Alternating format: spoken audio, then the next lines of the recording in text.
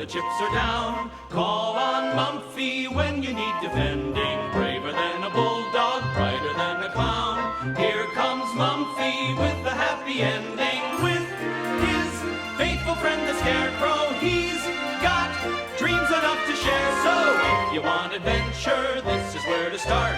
If you need a hero who can play the part, the little pachyderm with a great big heart. It was a beautiful day in early spring, and Mumfie and Pinky had come to visit Scarecrow in the field, where from time to time he did a little scarecrowing for the local farmer. But today was different. What's he doing, Mumfie? He's helping the farmer. He's sowing this year's crops. Sewing them? Why? Have they got a hole in them? Not sowing with a needle and thread, Pinky. He's planting the seed for this year's harvest. Water and sun will turn this field into a sea of waving corn. But that's magic! To turn a field into a sea! No, it's not magic, it's, But Mumfie was interrupted by the arrival of the mysterious black cat. You're as quiet as a bird. That's a funny thing to say to a cat. There is a kind of magic. Big things growing out of little things. It happens all around you, every day. It does? Have you finished sewing your magic? What? Pinky was very thoughtful on the way home and didn't say very much. But from time to time, she would stop and look at a small flower. Or pick up a blade of grass and study it closely. Scarecrow arrived home first and found a basket on the doorstep. He'd just finished reading the note that came with it when Mumfie and Pinky caught up with him. Where did the basket come from?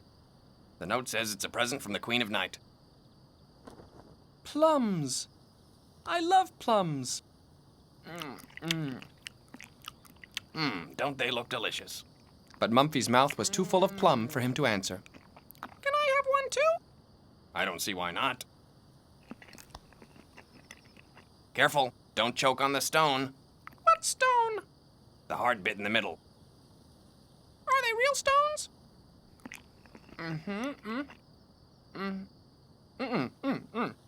did the stone get in there? It's a seed, like the ones I was sowing for the farmer. You mean if we planted it, a cornfield would grow? Not a cornfield, a plum tree.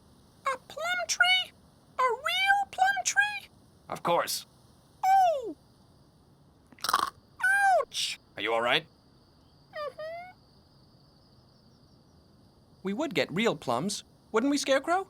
Yes, we would. That would be wonderful!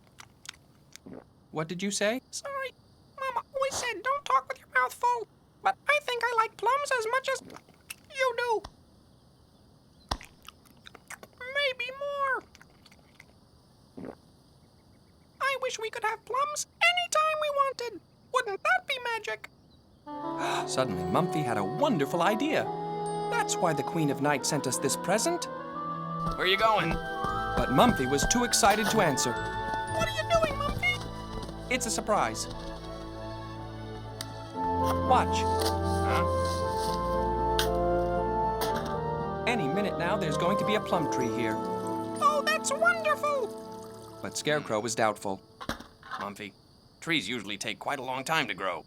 What if it takes days? I don't mind waiting. What if it takes a very long time? We'll call you when it gets here. Mumfie, what if it takes forever? Not this plum tree. The stone came from the Queen of Night's garden, so it must be magic. The Black Cat says all kinds of magic happens every day. Our tree might even be here by tea time then. Oh, I can't wait. Maybe if we ask the Queen of Night nicely, the next plums won't even have stones in them. But we need stones so that we could plant more plum trees.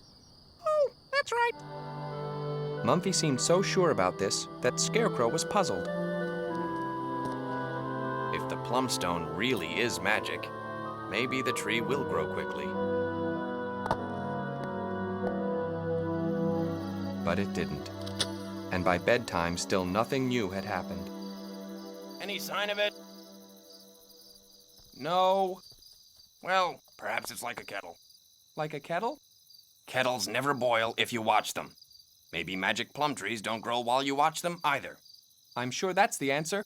You're very smart, Scarecrow. Now that we're not watching, it might even be here by morning. Yes, and we could have fresh plums for breakfast. As long as I can have marshmallows, too. Mumfie and Pinky were so happy at the thought of this combination that they bounced straight to bed. Scarecrow sat up for a while, scratching quietly. He always did this when he was worried. Right now, scratching was keeping him very busy. He was certain the tree wouldn't have grown by then. The thought of Mumfie's disappointment made him sad. He knew he must do something. In the morning, Mumfie and Pinky shook Scarecrow from a very happy dream. Scarecrow! Scarecrow! Come and see!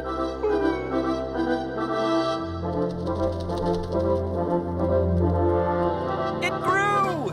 Just like Mumfie said! It must have been a magic stone after all. We can have fresh plums for breakfast. Just like Mumfie said! And marshmallows like I said! And before Scarecrow could stop him, Mumfie grabbed the nearest plum.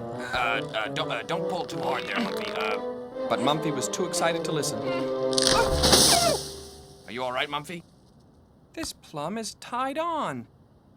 With string. They're all tied on with string. Maybe it's a special kind of plum. A, string plum. Or, something. This isn't a real tree at all. It's a trick tree. Someone's trying to trick us.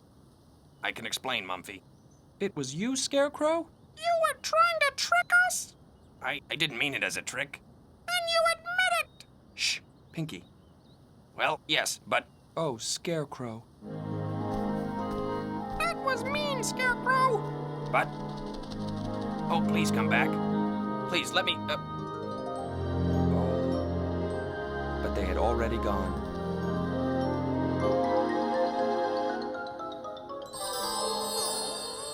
Did you enjoy your present? The plums were delicious, thank you. Except for the stones. I meant the tree. What? Friendship is like a tree. With proper care and attention, it grows very deep roots. What? A friendship with no roots is easily pulled apart. And the cat vanished. What's she talking about? Mumfie suddenly felt very ashamed of himself. She was trying to tell us Scarecrow planted the tree because he's my friend, and was doing his best to make my wish come true. You mean he wasn't playing a trick? No.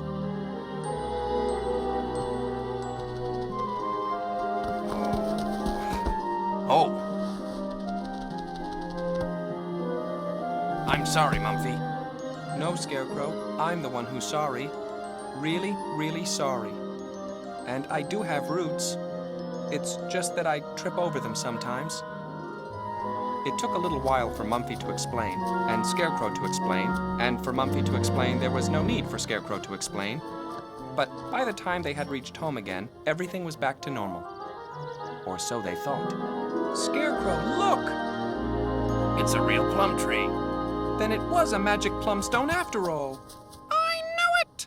It's a perfectly normal plum tree, and it wasn't magic that put it there. It was me and my spade.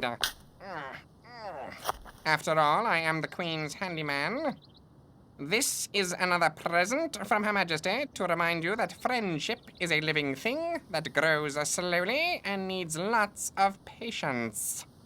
Thank you, Bristle. Oh, and the Queen, of course. But how did Her Majesty know about our quarrel?